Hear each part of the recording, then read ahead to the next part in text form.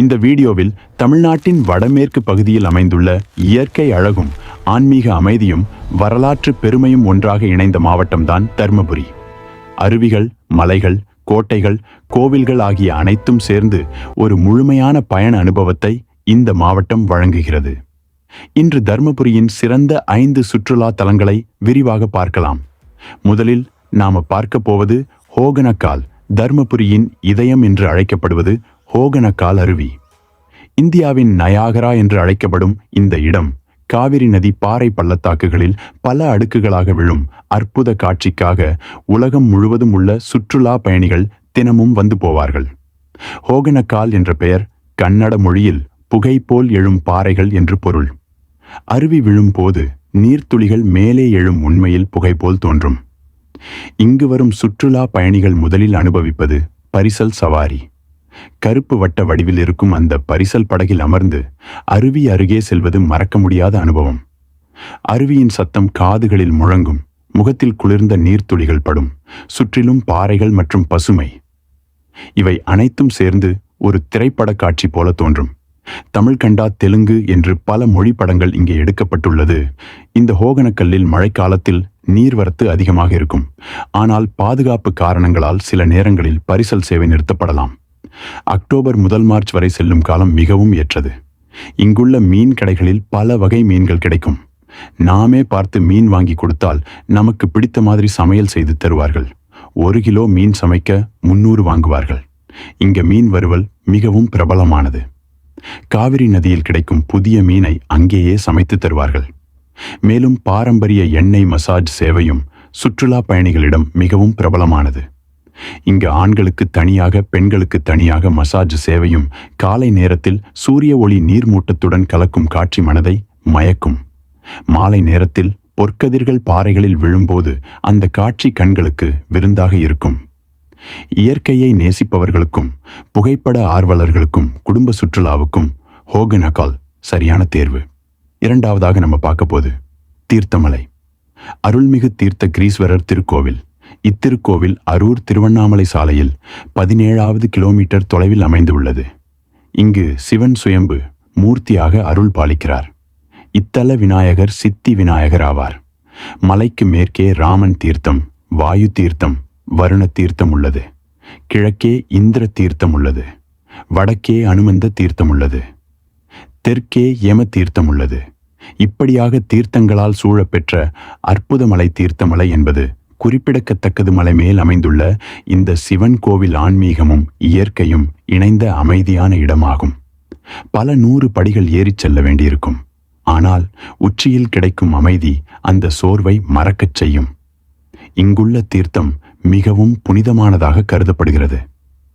தீராத நோய்களை தீர்ப்பதாகவும் பாவம் போக்கும் அதிசய நீரூற்றுகளாகவும் நம்பப்படுகின்றன. 7ஆம் நூற்றாண்டைச் சேர்ந்த இக்கோயில் சோழர் மற்றும் விஜயநகர அரசுகளின் கல்வெட்டுகளை கொண்டுள்ளது. ஒரு சாம்ராஜ்யத்தையே ஆண்ட ராஜேந்திர சோழன் இந்த கோயிலுக்கு அடிக்கடி வருவாராம். அதிலும் அவர் கையாலே சிவபூசை செய்வார் என்றும் கல்வெட்டுக்களிலிருந்து அறிய முடிகிறது. இவர் மட்டுமின்றி அந்த கால புலவர் அருணகிரிநாதர் உட்பட பல்வேறு புலவர் பெருமக்கள் வந்து பாடிய தலமாக இது அறியப்படுகிறது. மலை மேலிருந்து பார்க்கும் பசுமை காட்சி கண்களுக்கு விருந்தாக இருக்கும். காலை மற்றும் மாலை நேரங்களில் இங்கு செல்லும்போது மிகவும் அழகான அனுபவம் கிடைக்கும். அடுத்து முன்றவது வத்தல் மலை. தர்மபுரி மாவட்டத்தில் அமைந்துள்ள அழகான மலைப்பகுதி.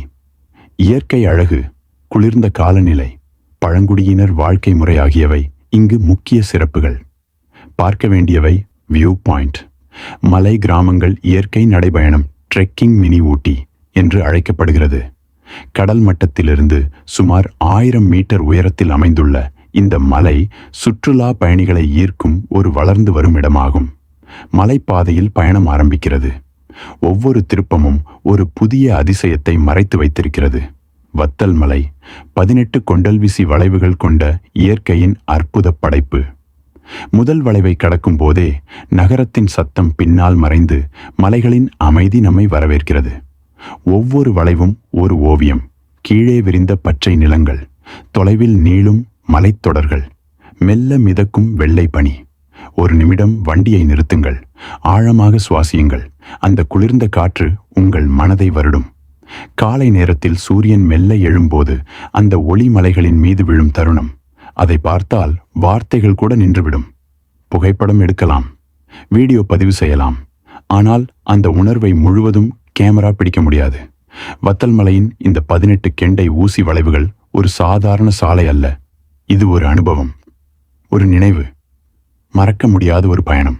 அடுத்ததாக 4வது நாம் பார்க்க போவது முத்தம்பட்டி ஆஞ்சநேயர் கோயில். இது ஒரு சின்ன கிராமத்தில் இருக்கும் சக்தி வாய்ந்த கோயில். ஆனா இங்க இருக்கிற ஆஞ்சநேயர் ரொம்ப பிரசித்தி.